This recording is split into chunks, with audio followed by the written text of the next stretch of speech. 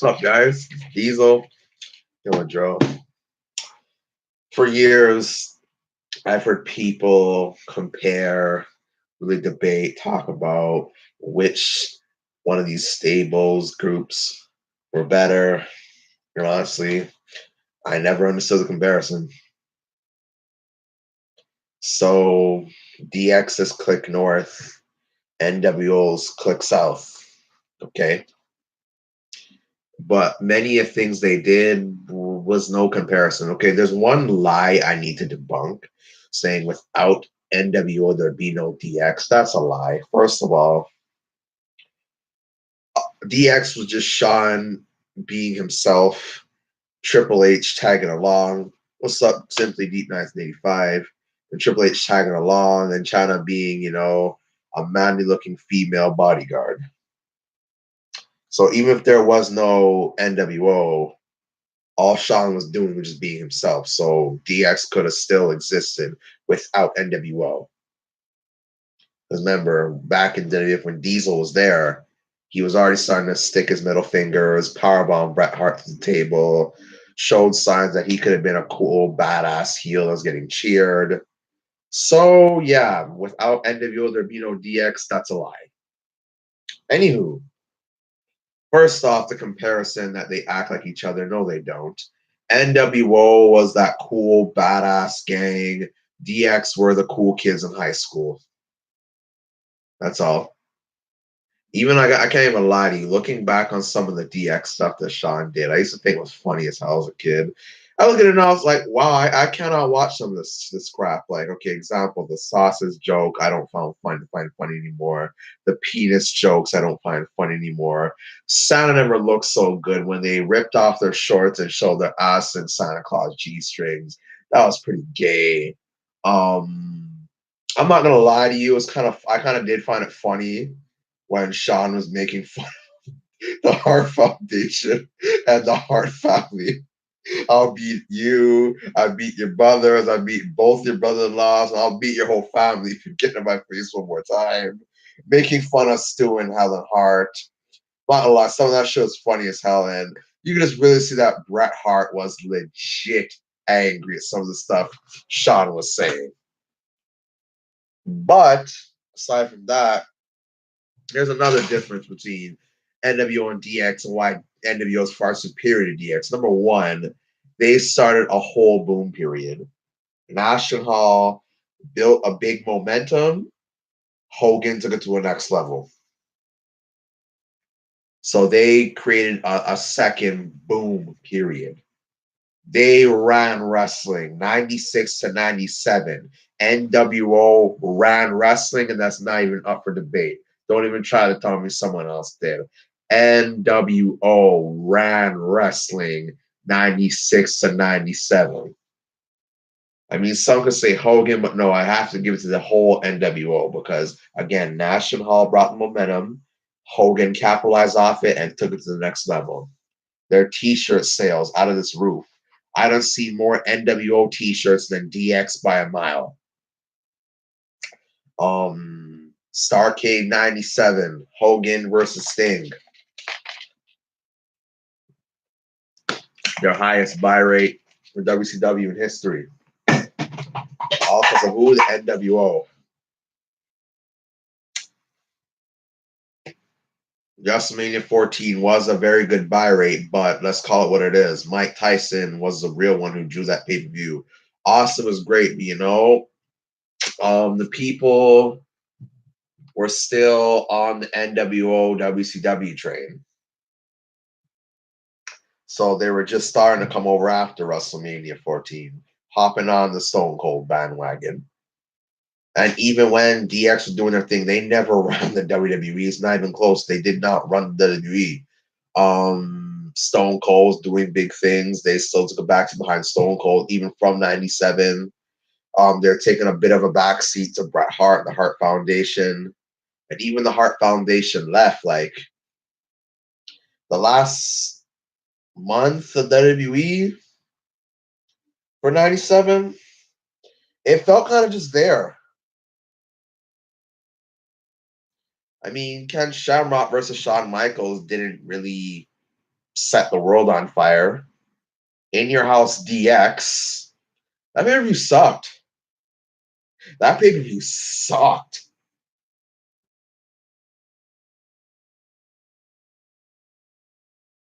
But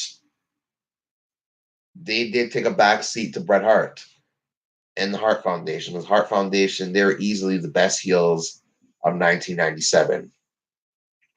And they were running over Stone Cold. I mean, Stone Cold was still running shit. But 97, that last month, wasn't saying much. And let's go to the next month, Royal Rumble 1998. What was the talk of the show? Austin winning the Royal Rumble. I mean, come on.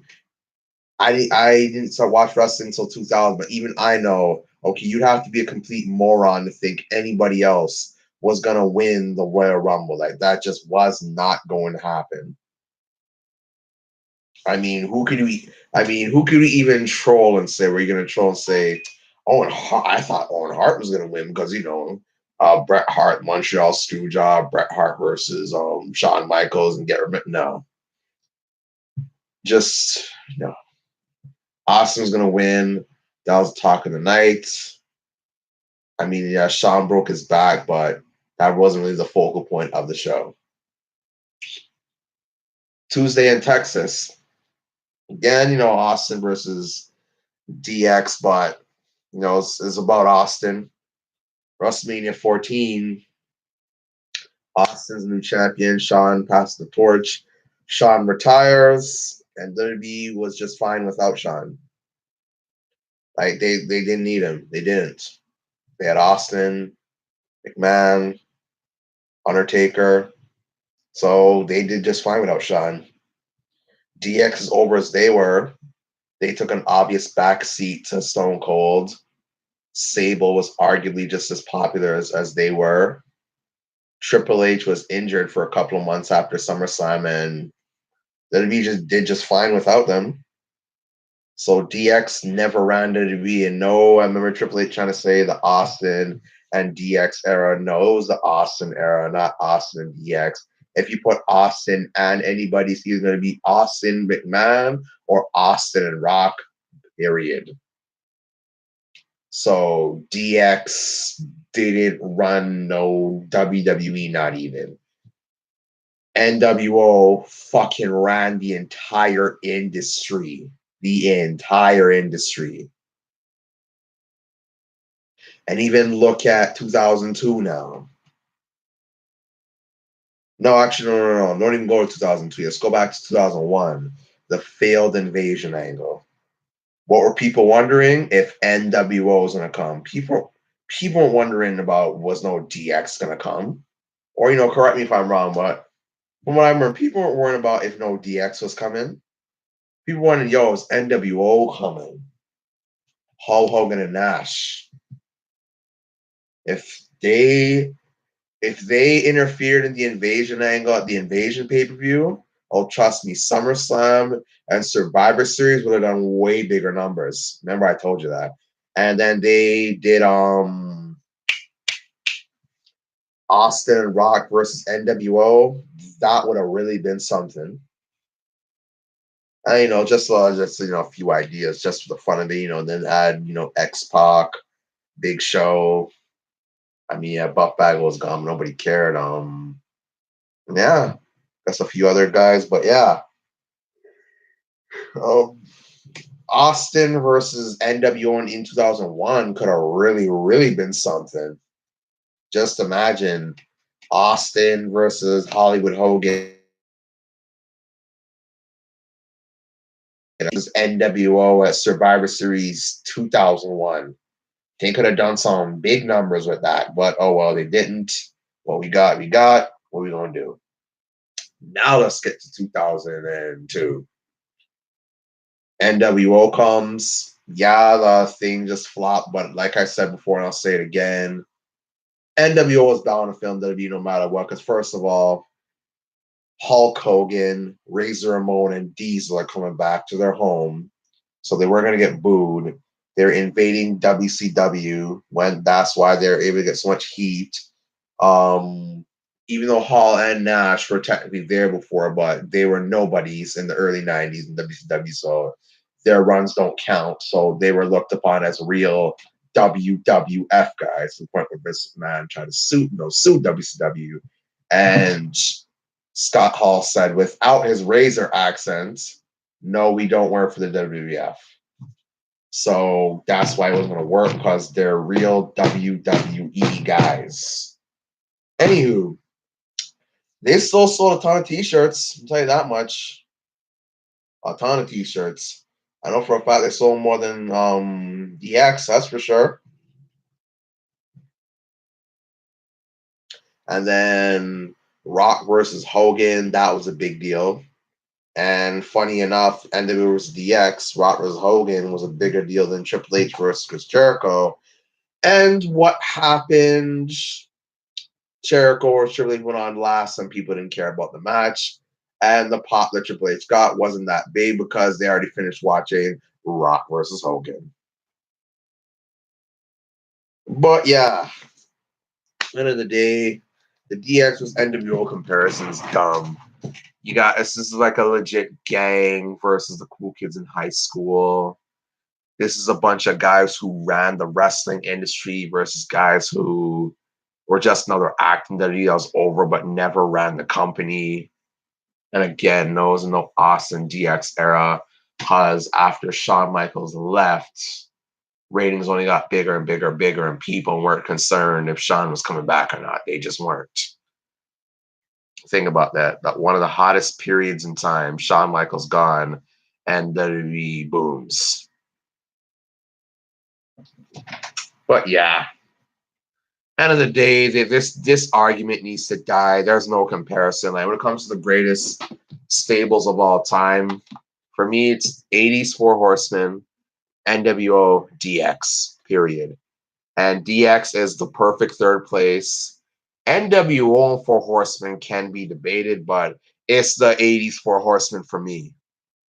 And it kind of sucks that Tully Blanchard wasn't able to come back because of some of his foolishness. Because I really feel a Four Horsemen reunited in the early 90s and Tully Blanchard came back, so much more could have been done. Like, I mean, if you ask me, I feel that let's say Tully Blanchard came back, because I heard about how he was considered like a part of the glue to the Four Horsemen. He kind of was, but I feel like Anderson deserves to get some credit too. But had Tully Blanchard been able to come back and keep himself clean and whatnot, all this other Four Horsemen members, all that shit would not have happened. None of that would have happened. None of that.